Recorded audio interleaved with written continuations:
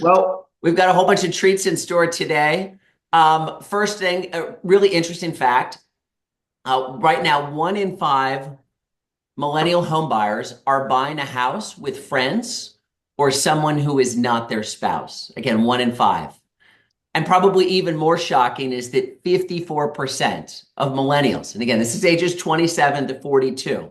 So, for 27 to 42, which again feels old, are receiving payment help mostly from their parents. And again, we put together this information yesterday and I was a little surprised. But last night we were out to dinner and it was Paige and I and Holly and Jason and 2 other couples from Exxon, both the husband and wife working for Exxon. And we're sitting there at the restaurant and the wife turns to the husband and says, I'm going to do it. I'm going to do it. And the husband gets this like shocking look on his face because clearly they haven't talked about this and clearly they're sitting there after a couple glasses of wine. And of course, you should talk about it in front of other people. And of course, you should talk about it in front of other people after a couple of glasses of wine. And she says, I'm going to buy my son a house. And she says it like that because they are a blended family. And in her mind of, right, I'm going to buy my son a house means that, I can buy my son a house that is about $800,000, right? $800,000 is a lot of money. And Paige and Holly having a great conversation. But they made a comment, one simple question and one simple statement that made this Exxon executive feel incredibly comfortable that they were in the right hands. And the question was as simple as, right, do you know how you're going to treat that house as part of your estate? And she's like, no.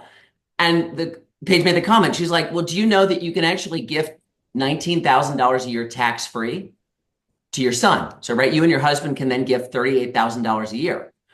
And it's that really simple comment of, right, if you buy the house and you transfer $38,000 of that value every year, your son can have a free house. And what's so interesting about that one comment, that one little piece of education on how the market is changing, is an example of a lot of the trends we're going to go through, because the world is very different than where it was a couple years ago. And if you're able to articulate just 1 or 2 simple questions and simple statements like, hey, did you know there was a $19,000 annual gift that you can give to your son to transfer this house over, it feels really good. Right. And you build a lot So of that at credibility. the end of your life, your child is not left paying taxes on that money that you have accrued. You're able to gift it along the way. And you can do it through real estate. So maybe these millennial parents are smarter than we think, They right? are. So again, there have been some really interesting updates in the last 30 days as part of the federal overview. But before we get to the things that have changed, we want to talk about the things that have stayed the same. And right, there are 3 big things that matter to real estate. And again, you've heard us say this again and again, but I think it's really important to bring back because these are the fundamentals, right? Number one, things that matter to real estate is the price of real estate, right? Number 2, the big one, we're going to talk about a lot about this, is the cost of money. And number 3 is employment. Because, right, if people don't have jobs, they're not going to be confident that they can go spend a lot of money on things like real estate. So again, things that don't change: price of money, price of real estate, and employment. Paige, you want to highlight also a little bit of a look back before we get to what's changed? Yeah, I do. And Timothy, I know you're on this call this morning. We talked about this at our meeting.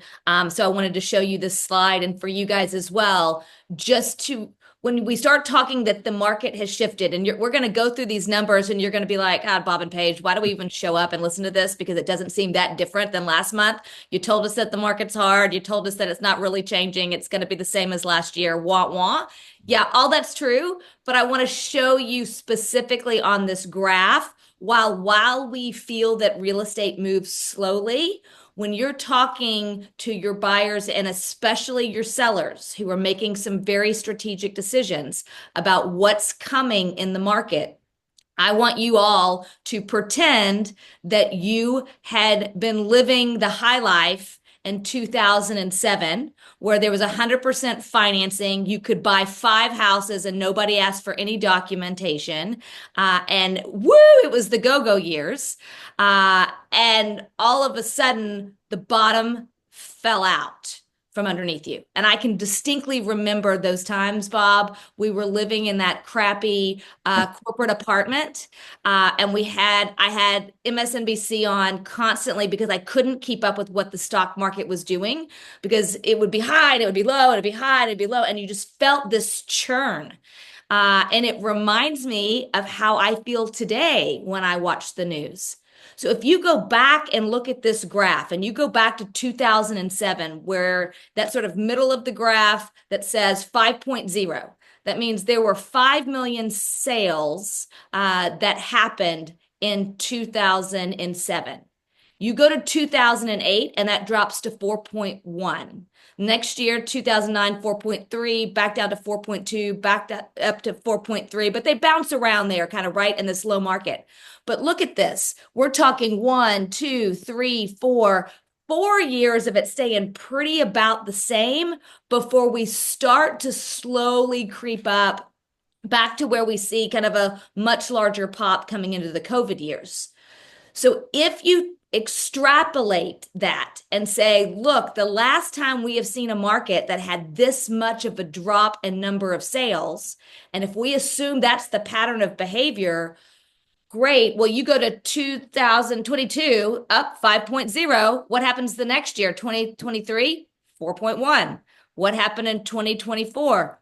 4.1. What happened in 2025? We're projected to be at 4.2. So we're bouncing around in there. Well, we know from looking at this graph that I've got 1, 2, 3, 4, at least 4 years of this. So for your sellers who say, I'm going to wait it out till next year, we're likely going to be in a similar boat unless something dramatically happens, which will largely be real estate interest rate related. And we don't have indication that that's going to happen. So Tim, hopefully that answers your question on this. This is the slide to help people understand. I don't have a crystal ball. I don't know what's going to happen. But if I presume that this is like 2008, this is what the patterns show. Well, and I think you get right into that is, right, what has happened that is new in the last 30 days? And right, one of the big things that's happened new in the last 30 days that impacts everybody on this call has been what the Fed said. Again, the Fed is the arbiter of money in the United States. And they said, expect higher rates for longer, right? The forecast at the beginning of this year and kind of going into 2025 was that there would be 3 to 4 rate cuts. And now in their last meeting where they released the notes, there was no cut in March, and they say only expect 2 for 2025. So, right, they're taking the expectations down by half of how much they would lower interest rates this year. And then, of course, you ask the question, right, why? Right? Why did they say that? Part of the reason that they said this, and this is a really big message, is that consumer sentiment, right, this is consumer fear, has dropped to the second lowest point at any point since 1952. Now, again, you're like, Bob, this is numbers. What does all this stuff mean? When you look at the broad economy, consumer spending is 70% of the economy. And specifically, when you look at consumer and consumer spending, 70% of that is how the consumer is feeling about tomorrow to decide how much they're going to spend today. Right? It makes sense. It's like if I'm really confident in my job and I feel like I've got a lot of money, I might go buy a house or a car. If I don't, well, then I'm not going to spend. And so the big message of consumer sentiment is that this consumer market now has dropped dramatically in terms of how they're feeling since December. And in addition, the consumers' expectations around inflations have jumped to 6.7%. And you're like, again, it's numbers. I don't know what that means. But think about it this way. If you're Mattress Mac, and again, I know you're retiring at the end of the month, but you're selling mattresses. I love Mattress Mac. I'm going to hate that my hero. I hate that he's going to be gone. You're not going to see him on TV. And so Mattress Mac is buying mattresses. He's buying them from China or buying them from wherever he's going to get them. No. He buys American, babe. You clearly He buys American. But his expectations are that, hey, over the course of the year, my costs are going to go up about 7%.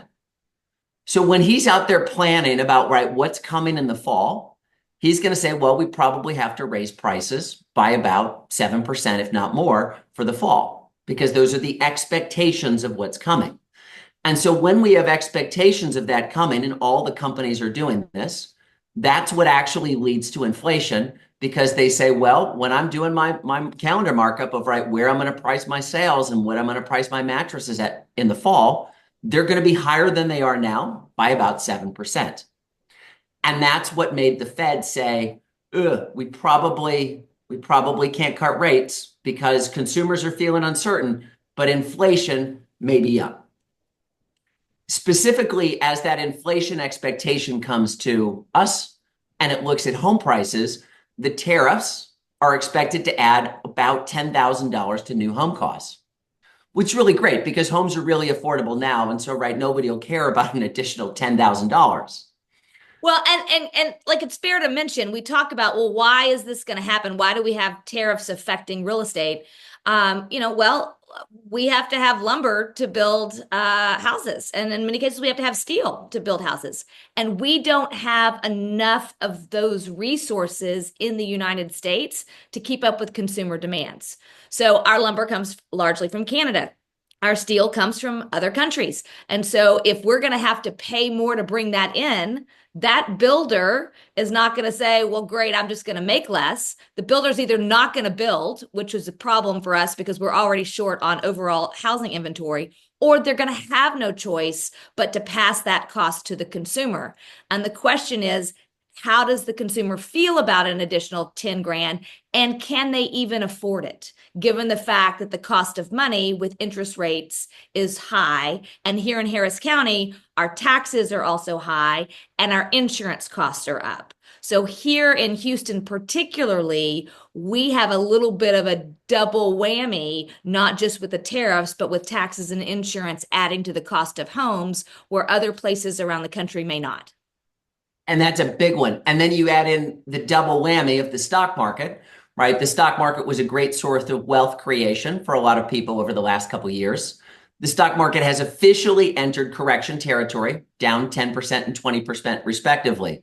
So that Now, means, right, Bob, when you turn it, you log into your Fidelity account and you it's start to less. look at it, it's red, and you're like, I need to not let that affect me. Well, that is. And the big thing, and again, this is the broad number, right? The stock market is down about $5 trillion. But right, the answer is nobody knows what $5 trillion really smells or What's a tastes or trillion? feels like, right?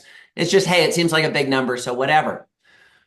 But to put that in context, over the last 3 weeks, the $5 trillion that's lost, it's like if you wiped out the entire economies of New York, Florida, and Texas. Everything that those three states and all the companies and all the people in all those three states make in a year, that value was just lost in 3 weeks. It's a big number. It's a really big number. And of course, that is leading to fear. And that also leads to the Fed deciding to say, ugh, we probably don't know what we're going to do with interest rates because there's so much fear. So we're going to pause. One of the things on the nationwide basis, this data just came out, is that March home sales for the nation were down 5.2%, right? There was a big drop in sales. Now, if you go back to our predictions for 2025, our prediction is that Texas and the Houston real estate market would outperform the US. And you're going to see that in just a second. But these key messages for the nation are impacting a lot of the psyche that's going on in people's minds. That's exactly right, because consumer sentiment doesn't care that Houston sales might outperform the national sales. It's just if you feel icky, you don't pick up the extra t-shirt at Target, you keep moving because that $9.99 adds up over time and you're more sensitive to what you spend money on.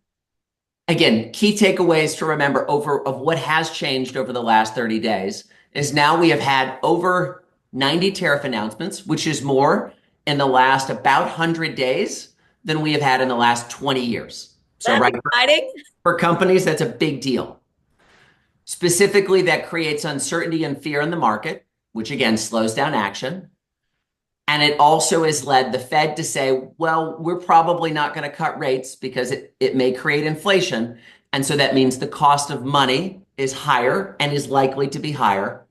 And the emotional impact on people is enormous, which again means this is where you lean into your core job of listening and counseling. Yeah, I want to double down on that. If we're not asking lots of questions and allowing your clients to express their emotion and their feelings, it's very difficult for you to get to an outcome that is good for them and good for you. So we have got to come from a place of care and listening and asking strategic questions so they can process, because the amount of noise that is coming at them from so many different directions is about as large as it was in the days of early COVID. And if you all remember how we felt then, that is what the consumers are feeling again.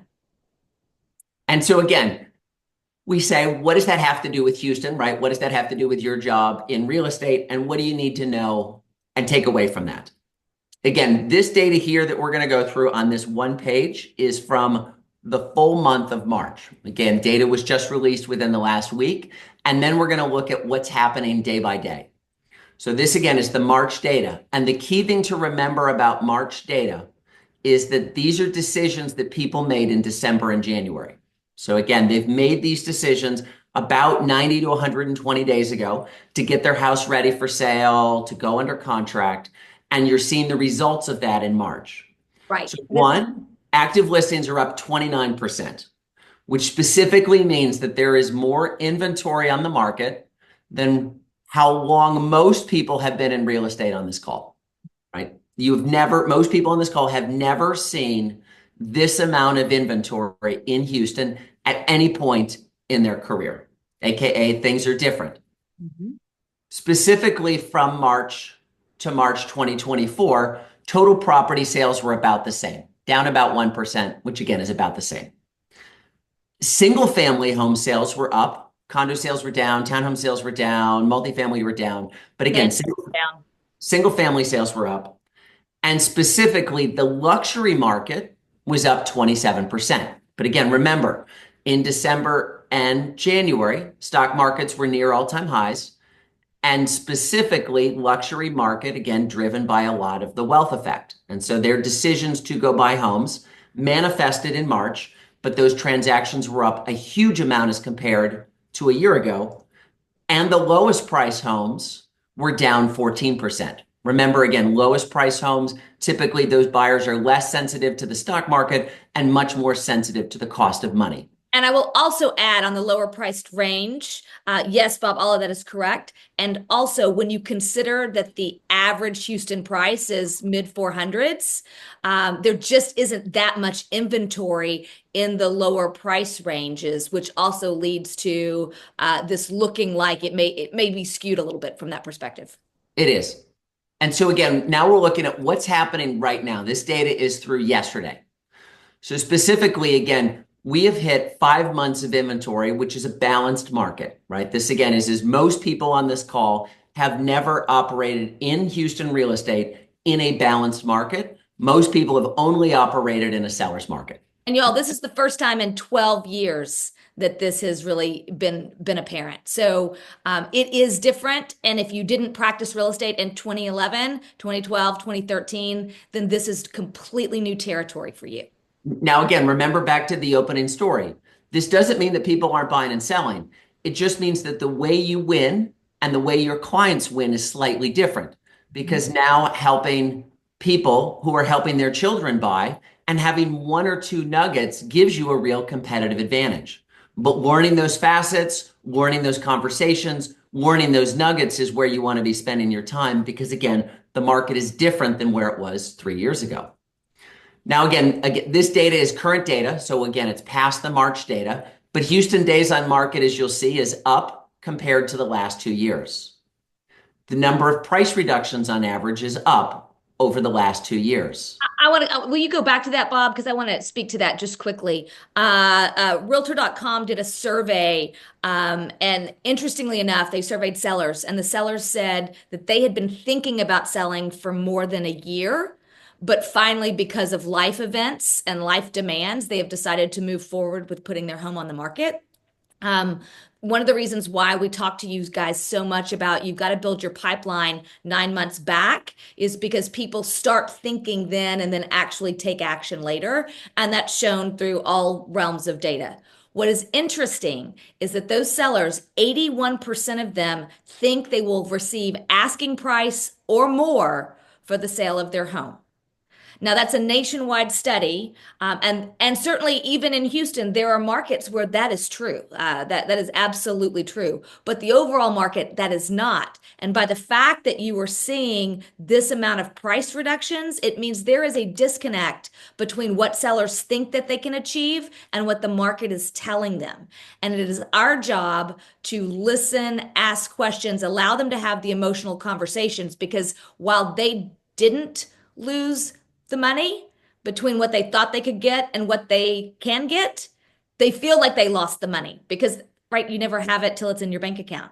And so Well, that disconnect is a challenge that we have to work through to help our sellers understand what the market actually looks like and can they achieve the goals they want to achieve. Well, and that's the big thing of why these conversations and this data are so important to have to understand them and then be able to have these conversations on a regular basis because nobody in the first call is going to want to hear the message, I lost money as compared to 6 months ago, That's right? It's exactly. going to take some time to sink in with the right data, right? Going through it, pending sales. Now, this is one of the more fascinating items. When you again look, there is an impact of Easter, but when you look at the swings this year over the number of pending sales week by week, I believe you are starting to see the impact of some of these wild swings. Stock market down 10%, stock market up 10%. There is a level of feeling and emotion that we're starting to see in the data based upon what's happening week over week, which again means have consistent conversations and understand that while people are operating from emotion, your job is to give them the data so they're able to make long-term wise decisions. Again, when you look at the monthly data, you see just again for March, the data is basically flat.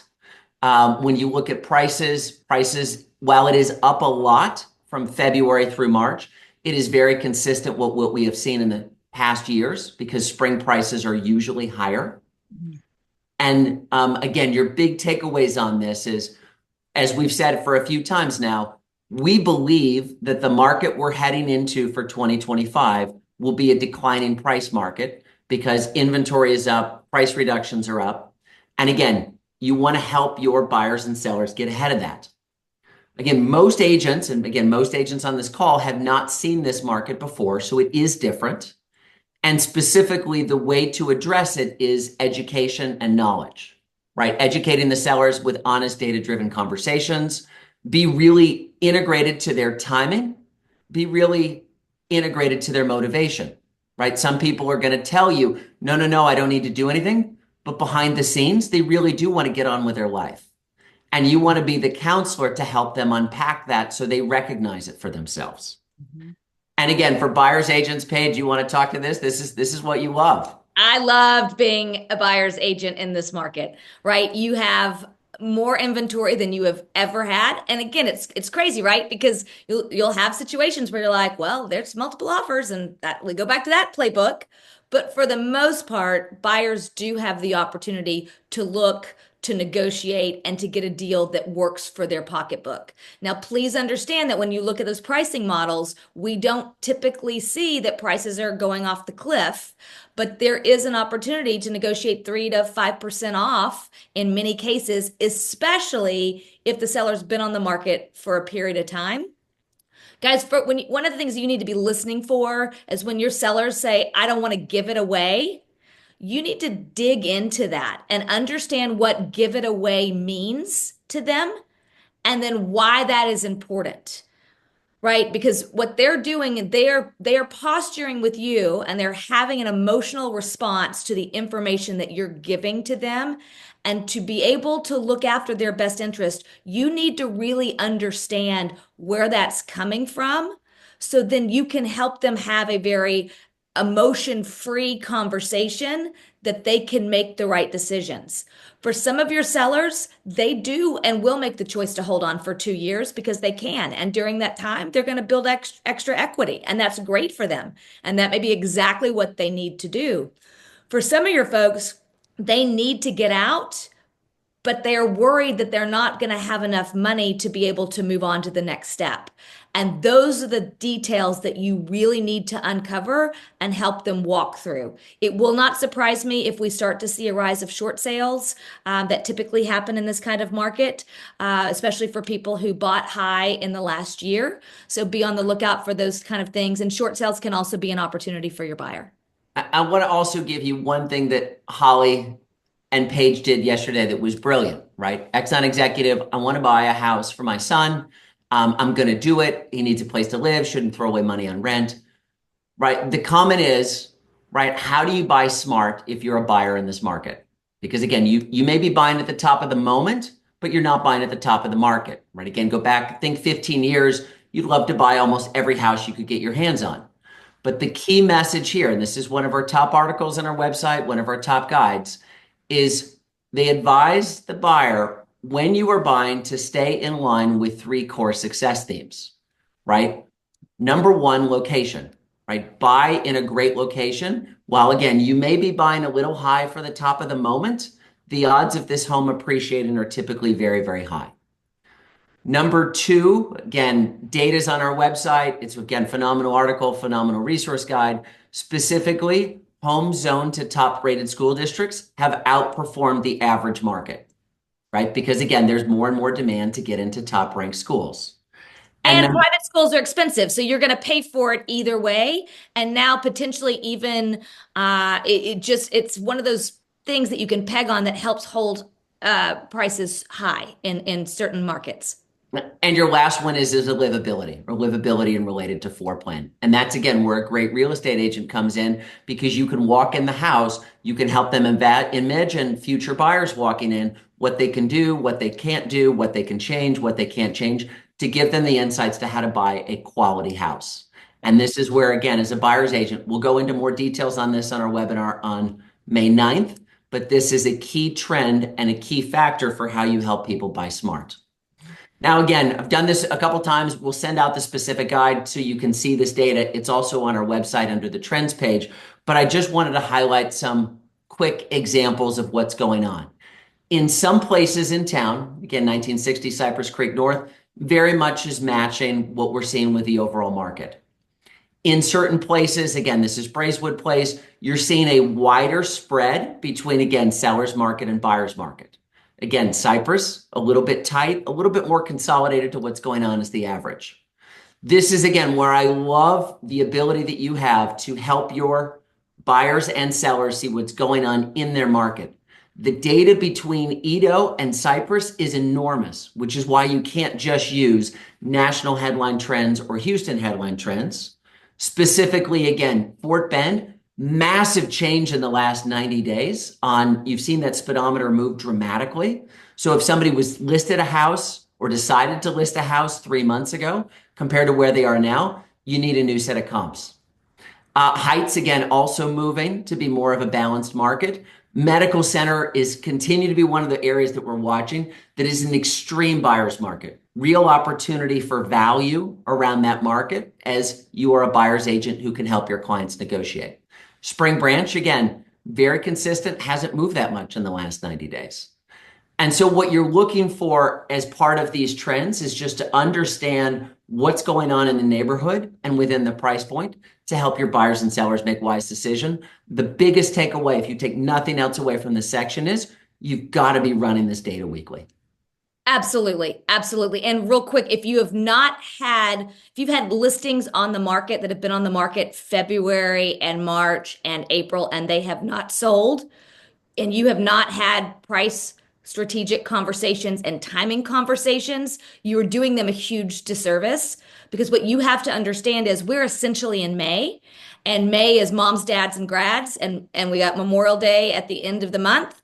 Then school's out, and so you've got May and June where people are still kind of moving around making decisions. Some parts of early July, but y'all, let's be real. Who wants to look at houses at the end of July and into August? I don't. It's hot. It's miserable. And so most people have made the decision by then. So you have to help your sellers get out now if they're already on the market. We do have several upcoming events that are highlighted Hey, here. just one before you go, I just want to highlight this. This is part of our commitment to our organization and team to be able to bring in the best from across the nation so you are able to mastermind with incredible thought leaders. We have a lot of this stuff coming up over the next week, right? This weekend on Sunday, right? John Barentine, Chuck, and Sandra Rathie are typically people that you find on the stage, the big stages at KW and national events. You have private time to spend time with them to ask them specifically what they're saying, what they're doing, what they're thinking. What are they talking to about their clients? How are they preparing for their clients? And again, there's going to be a lot of alcohol, so they're going to be very, very candid in what they have. That's Saturday. I'm sorry, that's Sunday. What we believe is the best compliance person in the city of Houston, Marilyn O'Neill. There is a class with her on the 28th. That's again in the times of disruption. She is a phenomenal resource. Please don't miss that. Caroline is one of the leaders in Keller Williams Luxury. She's the co-head. She has a group class on the 30th where she's teaching her 4 pillars, but our team has a special happy hour with her from 5 to 7 on the 29th. And if you have not signed up for that class, please, please, please take it. You will not be disappointed. All right, we're over time, Bob. I think we've got one more slide to get to. It is. And just a highlight here is that if anybody has any questions for us, please come to our broker open house on the 1st of May. And here is the QR code for our next webinar on Friday, May 9th, where we'll be going through the details of the buyer strategy session more specifically. All right, kids, happy selling. Thanks for having coffee with us on Friday morning. Bye-bye.